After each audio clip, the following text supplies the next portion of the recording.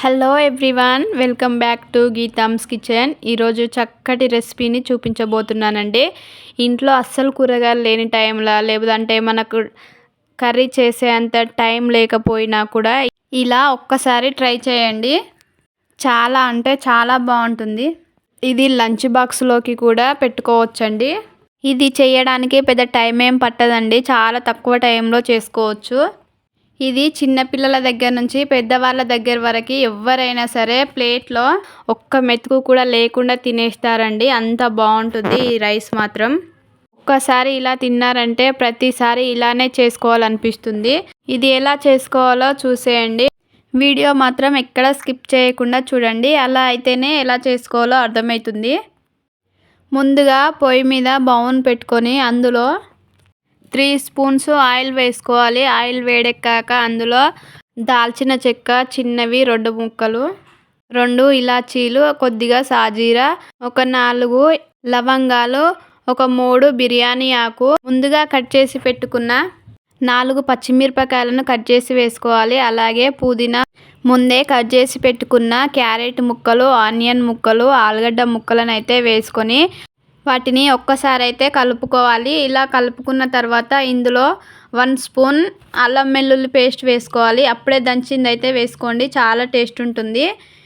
ఇలా వేసుకున్నాక దాని పచ్చివాసన పోయేంత వరకు అయితే ఉంచుకొని 1 స్పూన్ పసుపు వేసుకోవాలి.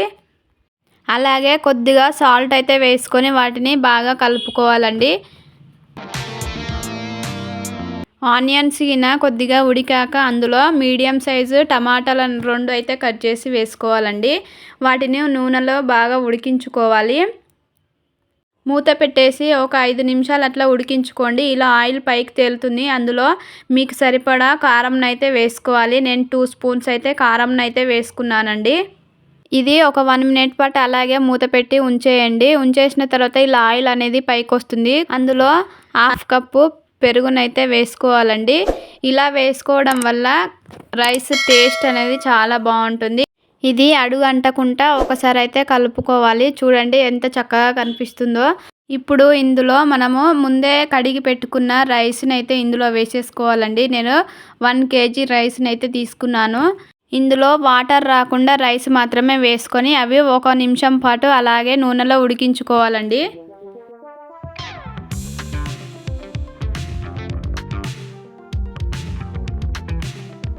ఇప్పుడు ఇందులో మనం ఏ కప్పుతో అయితే రైస్ని తీసుకున్నామో అదే కప్పుతో వాటర్ని అయితే యాడ్ చేసుకోవాలండి. నేను 2 కప్స్ రైస్కి 3 కప్స్ వాటర్ అయితే తీసుకున్నానండి. ఇది ఒకసారి కలుపుకున్నాక అందులో 1 స్పూన్ ధనియాల పొడి, కొద్దిగా గరం మసాలా పౌడర్, అలాగే కొత్తిమీర వేసేసి ఒకసారి కలిపి సాల్ట్ కలిసిందో లేదో చూసుకొని 1 స్పూన్ సాల్ట్ వేసేసుకోవాలండి. ఇప్పుడు ఇది మూత పెట్టేసి ఒక 15 నిమిషాల పాటు ఉడికించుకోవాలండి. ఇలా మధ్యలో ఒకసారి అయితే కలుపుకోవాలండి.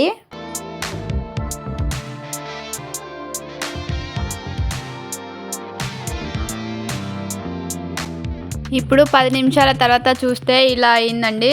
చూడండి రైస్ అనేది ఎంత చక్కగా ఉడికిందో. ఇప్పుడు ఇందులో చిన్నగా కట్ చేసి పెట్టుకున్న కొత్తిమీరని అయితే వేసుకొని ఒక 1 మినిట్ పాటు సిమ్లో పెట్టి దింపేసుకోవడమే.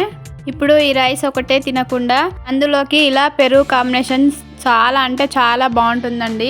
1 కప్పు తీసుకొని అందులోకి 2 స్పూన్స్ పెరుగునైతే తీసుకొని అది కొద్దిగా పలసగా చేసుకోండి. అందులో ముందుగా కట్ చేసి పెట్టుకున్న చిన్న ఆనియన్స్ ముక్కలు వేసుకోవాలి.